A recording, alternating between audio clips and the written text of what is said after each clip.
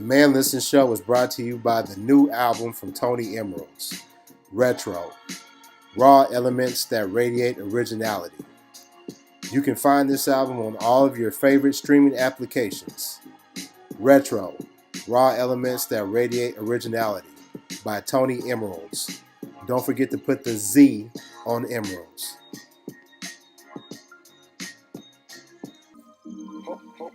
Hold on, be strong. Hold on, be strong. Are you having a hard time keeping up with your New Year's resolutions? Do you need to find a fun way to work out? Well, if you're in the St. Louis area, please contact the Title Boxing Club in Rock Hill. The Title Boxing Club offers explosive total body boxing and kickboxing fitness workouts that help women and men of all fitness levels burn up to 1,000 calories per hour in group classes. These group fitness classes capitalize on the training of professional boxers, kickboxers, and mixed martial artists. Members can join others in these group fitness classes led by pros that target the whole body. If you're looking for a fitness club that offers effective group exercise classes and personal training, we are the club for you. Contact us today on Facebook to get started. That's the Title Boxing Club in Rock Hill.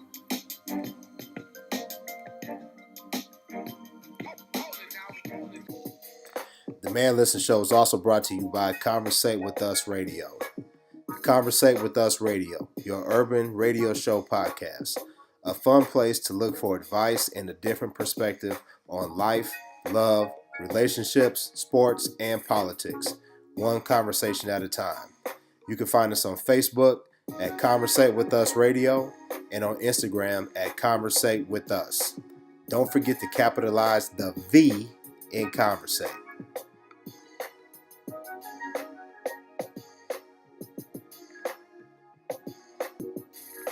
What's up, everybody? It's your boy Mar B, and you are listening to the Man Listen Show. We got an awesome show for you today. Got my usual crew with me. Let me go ahead and introduce everybody. C, how you doing? Hey, what's good? Oh, everything's good. Everything's good. Arika, how you doing? I'm great. How are you? Doing good. And my boy B Lab, what's up, bro? What's up, man? How you doing today, man? I'm doing fine. Good. Check it out. So, over the last couple weeks, man, things have been kind of tense. Senator Kamala Harris running for president in 2020. So she decided to announce her bid for presidency on Martin Luther King Day this past couple weeks ago. It's really not a shock to anybody because most folks feel that she's been campaigning ever since she won the Senate seat for California. But she did announce on Martin Luther King Day, and the reception was mixed, to say the least. There were people who support Senator Harris and were very staunch in their support, and then there were people who were not impressed. Not impressed with the announcement, the day that she decided to announce, and not impressed with the information they have on her background and her as a potential candidate. So we'll talk about that today, and then after that, we'll kind of talk about the fallout and how the interaction between Black people, American DOS, and our brothers and sisters from diaspora, how that kind of transpired and how that played into how people look at Senator Kamala Harris and her quest to be the president of the United States. So let's start off with Arika. Arika, what were your thoughts about Senator Kamala Harris and her bid for president? What were your initial thoughts? My initial thoughts were actually excitement because I remember her from the Kavanaugh hearings and some of the other things that she had been doing in the Senate, and I was impressed and anticipating either voting for her or Booker if given the opportunity. And so when she announced, I was initially very excited, and then I took that excitement to the next logical step, which is researching her background and her viewpoints on the key issues that I think are important and that, are in alignment with what I'm trying to, vote into office, or who I'm trying to vote into office. And then I became increasingly disappointed in her track record as a prosecutor and as the Attorney General for California. I think that a lot of articles have pointed out that there's a little bit of confusion as to what side she's really on, because there are some times where she was against the death penalty for someone who killed a police officer, but then she argued against the death penalty being unconstitutional. And so it's kind of hard to figure out where she's actually going to land on important issues. And to me, that makes me nervous. And so as of right now, my stance initially was my vote was hers to lose. So I was initially trying to vote for her, and it was up to her to lose it. And right now, she's losing it. Yeah, I'm still kind of holding off judgment when it comes to Senator Harris, because as more information comes out about her past as a prosecuting attorney and as attorney general, there's some stuff that's very troubling done where she's been on the wrong side of how people are looking for new district attorneys to be. And when I say new district attorneys, we talk about progressive district attorneys like, Wesley Bell in St. Louis, and Marilyn Mosby out in Baltimore, Maryland. It seems to be a push to say that Senator Kamala Harris is a progressive district attorney, and it doesn't seem like she was that at all. There was a lot of stuff that she did was troubling, like targeting parents who had, whose children were in trouble for truancy. That seems to be somewhat fishy to me. We'll get further into that, but I want to go ahead and hear from everybody else. Lav, what were your thoughts about Senator Harris and her announcement for, running for president? Initially, of course, similar to you guys, I had a lot of excitement because, of course, when you look at her, kind of brings back, like you said, the feelings about Obama. That's a black lady, And oftentimes, I think that not just in what's never been that case in politics, but a lot of times black women are the person that comes in and saves the day for a lot of people, right? So I was initially excited about that. Beyond that, I really didn't give it too much thought. I thought it was very early in the process. I mean, we're in the middle of January. If you look historically, she's one of the earliest candidates in recent history to declare this early, so when you look at those people that typically declare really, really early, they usually don't make it to the end. They're not the nominee. So I didn't put too much into it. I didn't speak out disparaging her or encouraging her either way, because I figure the state I'm in, she still has a year and a half before a primary. She might not even get there. So I didn't think too much of it beyond that. It is very early, and she has an opportunity to make her claim as for why she should be president of the United States. But more importantly, I think for us, she needs to make her claim as to why she deserves the black vote. See, what were your thoughts? Initially, when you see a black woman announce anything like that, it always brings excitement. But again, I kind of feel it was a little early, kind of like Lav said. So I just didn't really know how far this is going to go or how far she's even going to take it. And then, kind of like Arika said too, I was reading a lot about her. A lot of her, I don't know if her views have changed over time or just her opinion has changed. I'm not really sure. Well, I mean, I think it's fair that, people can change opinions. I mean, I've written blogs, and even with this podcast, I've put out opinions and put out thoughts, and as you grow and as you learn more information, your thought evolves and it changes. But I think what a lot of people had a problem with was because folks question her track record, but also they question, as black people, American DOS, can she relate to our struggle, and would she be able to put together policies that will entice us to want to vote for her? So people thought that maybe she was pandering a bit to the black community with her whole dancing to Cardi B, and she put out it was the Black Panther video that I think that she did it on, was it Colbert's show or something? An interview. I didn't see that. Oh no, yeah, she did the whole I'm running for senator of Wakanda. And yeah, she did that. But she was doing the whole, cross your arms across your chest. And wait, that did not really happen.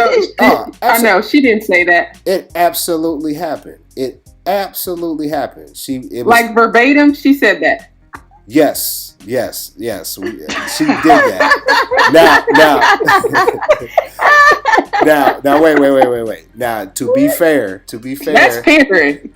she was doing this as part of I think it was a skit for somebody. So it was a whole skit based off the movie, movie, right? And it was well before she announced her candidacy. But the thing about it is, like we said, she's been basically campaigning since she won the Senate seat. Let me play it. To the lovely people of Wakanda, I know you will make the right choice. And as always, Wakanda forever. Paid for by Kamala Harris. Wow. Yeah. That's embarrassing. So that was on the Stephen Colbert Show. So folks don't get how people like us are like, okay, don't pander to the black community. We want to hear policies that will affect us and will have a significant impact on our condition as black people. So yeah, she got a lot of blowback, and a lot of it was deservingly so, because like, you know, the way she came out, just it was off-putting to a lot of people. So my thing is, my uncle, I think, went to school with her. He knows her personally. So I have been hearing about her through him and his post of her for a while now. And so I was, like I said, all for her in the beginning. So my vote was really hers to lose. But it's like, people confuse liking someone as a person and black unity as like a mandatory requirement for receiving my vote. Just because you're black doesn't mean I'm going to vote for you. I have to vote for the person that's going to pursue the agendas that are going to positively impact the lives of the people that I care about. And like I've said before, I care about everybody's life, but right now I'm focused on the upliftment of our own people. And so if you don't have an agenda, a plan, an outline that has some type of indication towards the improvement of our situation, then I can't give you my vote. I think that she has intentionally remained ambiguous in very key areas. To be on both sides of the track, I can't trust you. Because if somebody said you can't trust what they're going to do when they get in office anyway, yeah, well, their track record as a prosecutor and as attorney general is a good indication of what direction they're actually going to go. Because you can tell me anything I want to hear while you're up there on the platform, but if you're refusing to even strongly identify what your position is right now, and if you're refusing to condemn previous behaviors or previous decisions and take a new stance on the marijuana or some of the rulings where she fought to keep people in jail on a technicality, especially people that didn't even have legal representation, or when she supported that technician that was messing up the cases, and it led to 600 cases being thrown out once that person was found out to be, tampering with evidence and whatnot. You have to come out and publicly condemn or apologize for those mistakes. And until she does that, I feel like I'm always going to feel some type of way about anything that she says, because you can't say, like in her little speech at Howard the other day, I take full responsibility. You can't take full responsibility and say, but there were people in my office doing things without my permission. Well, if you can't run the prosecutor's office, how are you going to run the country? And the thing about it is, sorry to cut you off, but the thing about it is, she had an opportunity to address this and get out in front of it at the town hall that she did for CNN. There was a young man who asked her a question about her history and said, hey, listen, you like to portray yourself as a progressive prosecutor, but your track record shows differently. And she, it was obvious that she had planned for that question. Her people had her prepped. She was polished. And she talked about the things that she did while she was in office, but she never addressed the things that you brought up and that other people have brought up that are troubling to folks who are potential voters for her. So when you couple that with, the way she launched her candidacy, she's got a problem. She's got a problem, and I hate to be the one to present it, but like you said, we're done with the whole you get our vote just because you got melanin. Those days are over. We did that for President Obama, and guess what? Listen, I campaigned for President Obama. I voted for him. I donated money to him, and what I got out of it was some good feelings, some great moments, and then I got a rising tide lifts all boats. Nah, I want my boat lifted. I want the boat for black people lifted, and I want to know how you're going to do that. So that's what I need to see from Senator Kamala Harris if she's going to get my vote. See, and I don't have a problem with calling out her inconsistencies because I feel like I have a responsibility to do that, because if you can't handle pressure, if you can't handle opposition, then that's not the job for you. And if your supporters can't acknowledge that you've made mistakes along the way and then confront those mistakes and or reconcile those mistakes in some way, shape, or form and say, you know what, well, she did this wrong, but she also did this, and this is really important to me, so this is why I'm voting for her, then all you're doing is, like you said, supporting her because of her melanin, and that has failed us in the past. Right.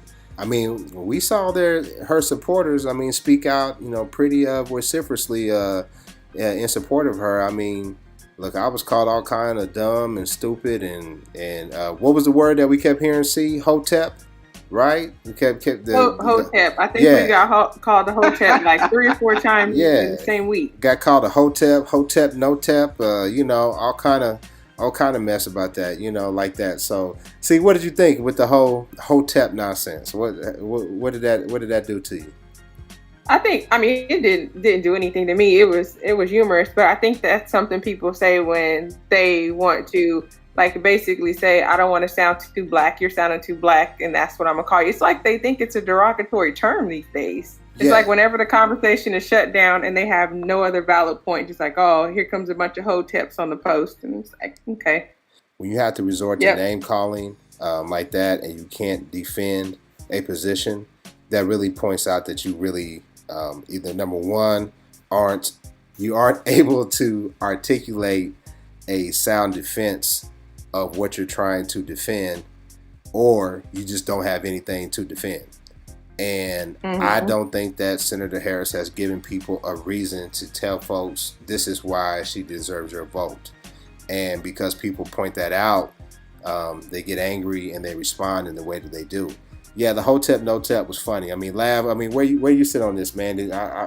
I kind of doubt that people called you a Hotep, man. You're a little bit more measured in your delivery when you talk about stuff, man. What do you think when conversations devolve into that type of name calling?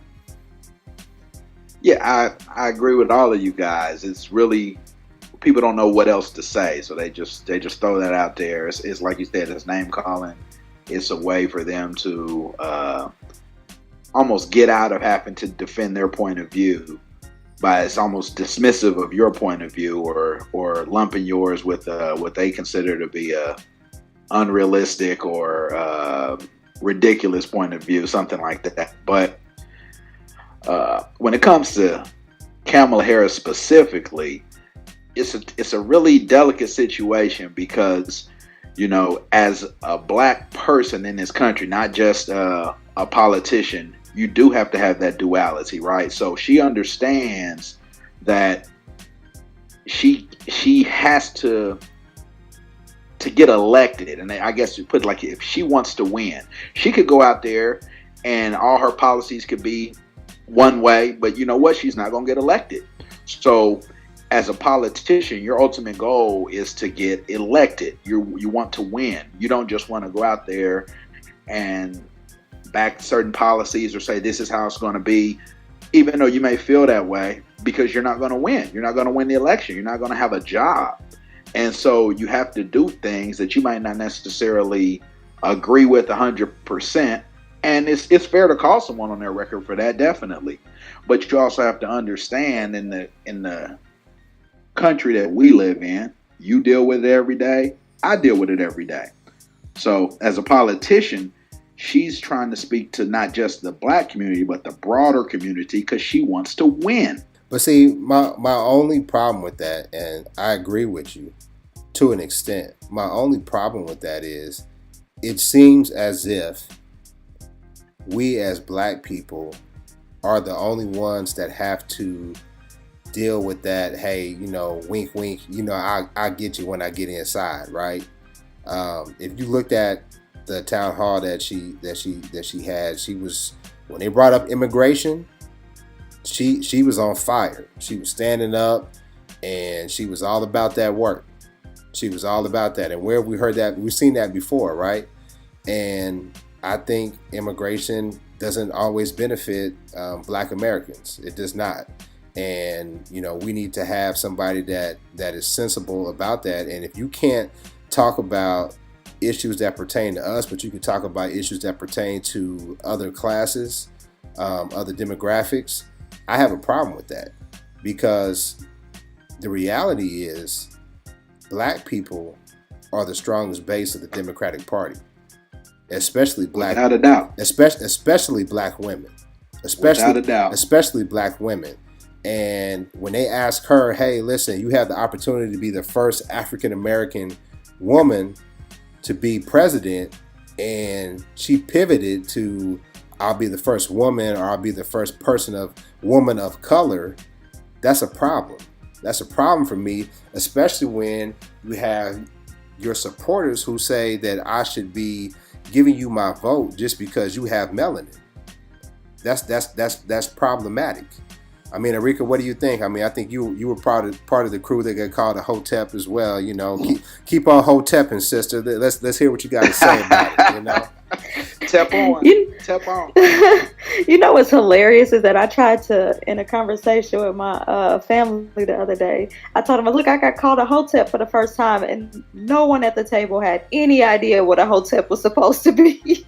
And I was like, that's just something woke people say to other woke people when they run out of arguments and can't use their words. Right. Right.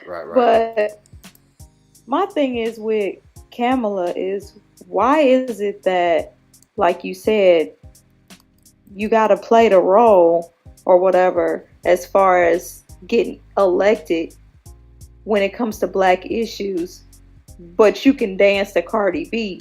So which one is it? So why is it that other people are requiring you? Why do you have to discuss immigration to get the Hispanic vote, but you just got to dance to Cardi B to get the black vote? Yeah, that's what I'm saying. Say so you want like to say Beyonce. Say you like Beyonce. And I don't. And it's like this. And it's like this. They have not figured out that is insulting to us. Yes. Hillary Clinton saying she got hot sauce in her bag. That's insulting to me. It is. Yeah, it's fraudulent. It is. So when you talk about courting the black vote, instead of talking about policies, it's like, hey, listen. So this is what we're gonna do, right? We're gonna get Jay-Z, we're gonna get Beyonce, and we're gonna get LeBron, and we're gonna get them to campaign for us and do a bunch of rallies and say, hey, y'all, we gotta vote for Hillary Clinton because the Republicans are bad. And don't forget Oprah. Yeah, and Oprah too, right? Yeah. And instead of saying, okay, here's why you should be voting for this person because their policies would do X, Y, and Z. Nah, they're not doing that, and it just baffles my mind how people cannot figure out why we aren't going to go for that anymore. Because we are. But it all started with Clinton. Right, exactly. It started with Clinton. He pulled out the saxophone and said he hit the joint, but he didn't inhale, and black folks was like, he cool. He cool. He got a black. He cool. I'm voting for him. And then he went to a black church. Exactly. Right. Politicians realized, I don't have to actually address any of the issues that you all are facing. We don't have to talk about, the disproportionate pay or joblessness or, the housing situation and project situation that African Americans are facing. All I have to do is make you think that I'm one of you. And then you're just going to assume that I got to play the role to get in the job and everything. I need somebody who's strong enough to say, hey, this is actually what I believe. Now, you may disagree with me on some of my immigration policies, but I think we need to do this, that, and the other. You may disagree with me on some of this. I need some honesty to return to politics so that we can start actually believing what these people say. And I need people to stop saying, oh, okay, she likes Cardi B, I like Cardi B, we friends, I need to vote for her. We're not friends. I read today that the Democratic Party in Iowa actually is going to have Cardi B speak at one of their rallies or conventions. She making money moves. And listen, right, and listen. This wasn't and another thing, people called us Hoteps, right? But the other thing was people say, you know what, this is awfully coordinated. This blowback that Senator Harris is getting, where have we seen this before? We saw this in 2016 with the Russian bots. So it went from you guys are just some Hoteps who are going to mess this up for us, to y'all some Hoteps that don't know what you're talking about, to wait a minute, you guys must be down with the Russians. I mean, people actually alluded that people that they've known for years, people that they've been Facebook friends for years, that, okay, you guys must be in collusion with the Russians. Now, I don't know if they were actually joking when they said that, but it seemed awful dang serious to me when they said it. And so for people who don't know, what they're alluding to is like in the 2016 election, there's a lot of reports came out that the Russians targeted the black community. They didn't just target the black community, but we were one of the communities that were targeted the most by Russian bots. So what they did was they would hire different trolls or different hackers in the U.S. to create fake profiles, and they would take like a Hotep picture, right, and start putting out different posts, pro-black posts, and then they would put something in that would cause confusion. And then they would have other trolls and hackers who would talk about that and comment on it and build up the notoriety of that post. And then they would share it. And then what they would hope was that somebody that was like us, who was in real life, would catch onto that post and then spread it. And their hopes was to cause confusion with the black community. So they wanted to depress the vote of African Americans in the 2016 election.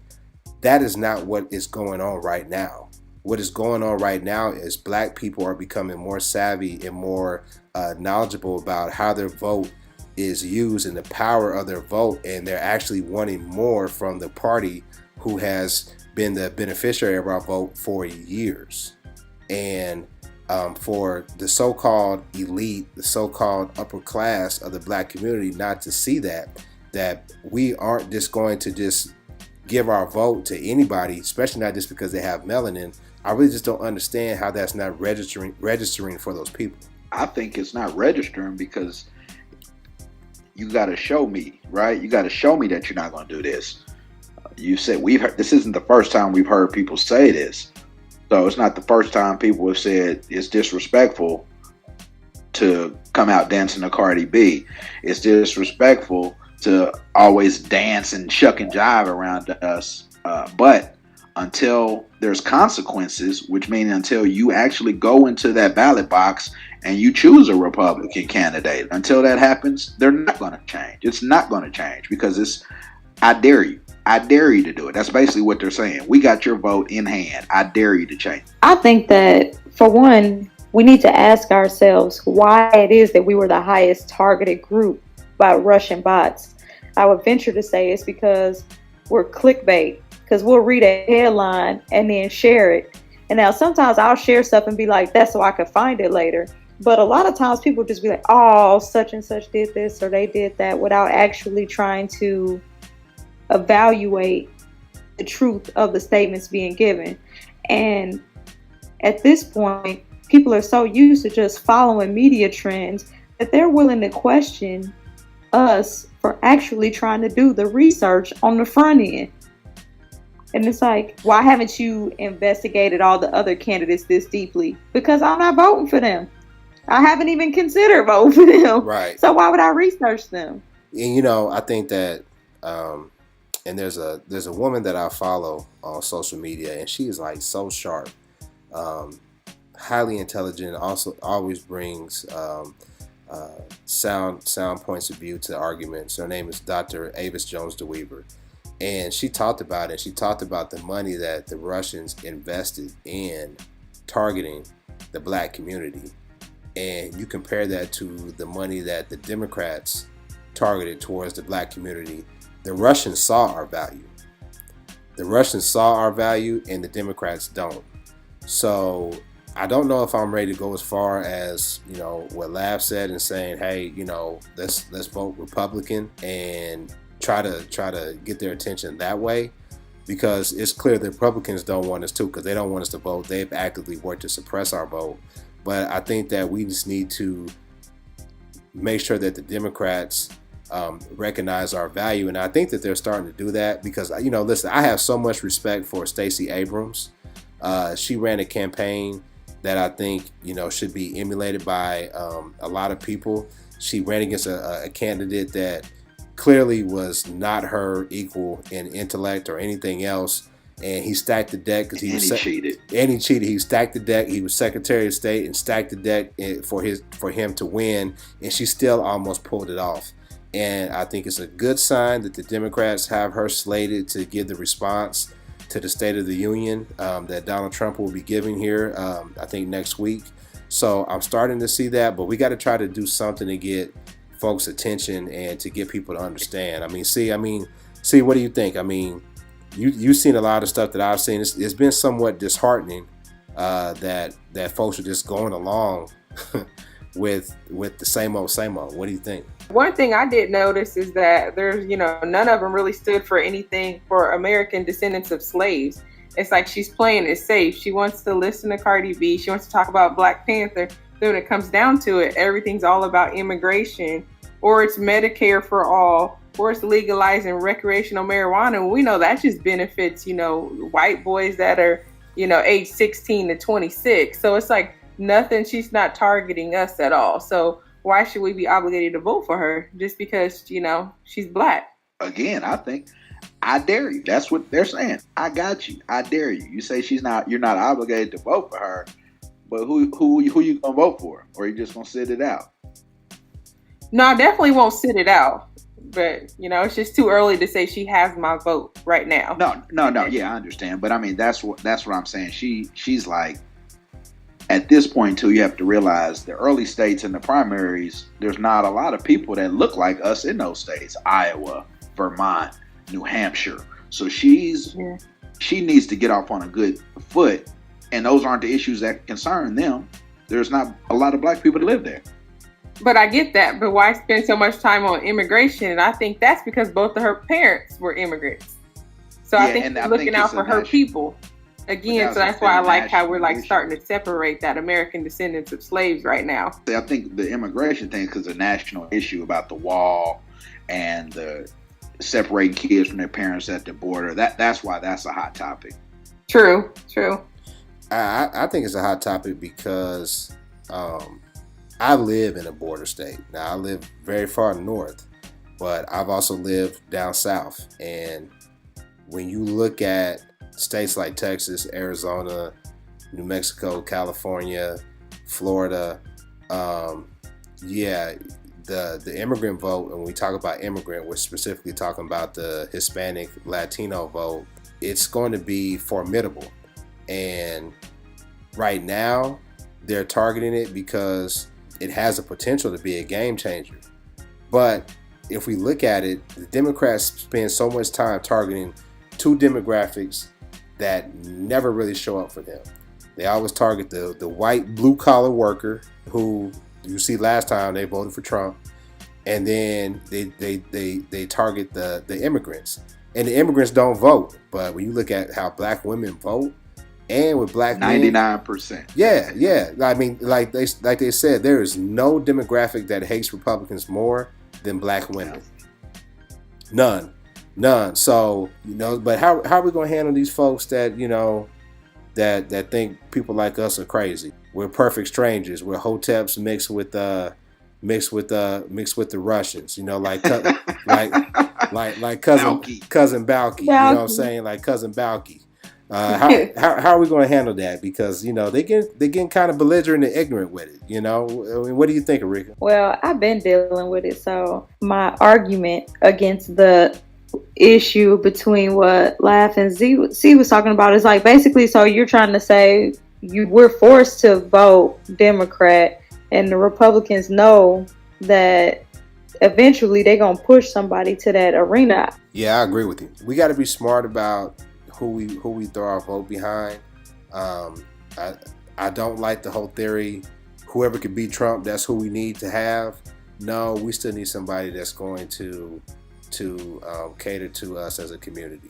Um, Not a Trump. What do you got to lose? At least Trump was honest about it. He said, I ain't got no policies for you, but what do you got to lose? Right. What do you have Right. to lose? And He did. He said, "What have they done for you?"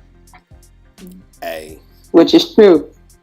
Facts. hey. So, but anyway, so I think we talked about it. We hit it pretty tough. I mean, Lab, are you part of the Hotep Nation now? I mean, are you ready to take that step? I'm not ready to join the nation, but if I can get a pumpkin spice latte every day, I'm gonna vote for old boy. It's ridiculous.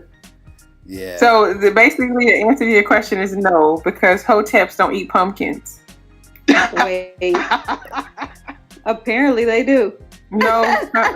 See. I don't even know if our digestive system is supposed to be eating pumpkins and drinking anything pumpkin. See, y'all try to throw shade, but I'm not no Hotep anyway. You know what I'm saying? Y'all try to throw shade. But... And what the heck is a Hotep really supposed to be? Okay, It has something to do with Egyptian. So I can't remember exactly how the definition is. So it means okay. Here's the Urban Dictionary. So Okay. it means peace, or I come in peace.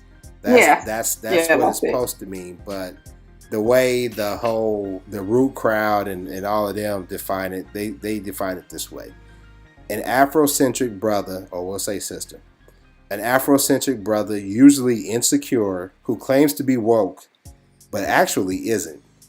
Unless you are a straight black man in a Hotep's eyes, you are responsible for the destruction of the black community. Misogynistic, homophobic, transphobic, conspiracy theory aficionado. He will fill your head up with so much pseudoscience and ill-researched historical facts, you'll be ready to bash his head in. Oh, gosh, wait a minute, I'm homophobic? Exactly. And on that note, that just lets you know how much nonsense people throwing that term around is. So, but anyway, hey, we want to say thank you to everybody that listened to the show. Make sure you follow us on Twitter. Make sure you follow us on Instagram. Make sure you follow us on Facebook at Man Listen Show.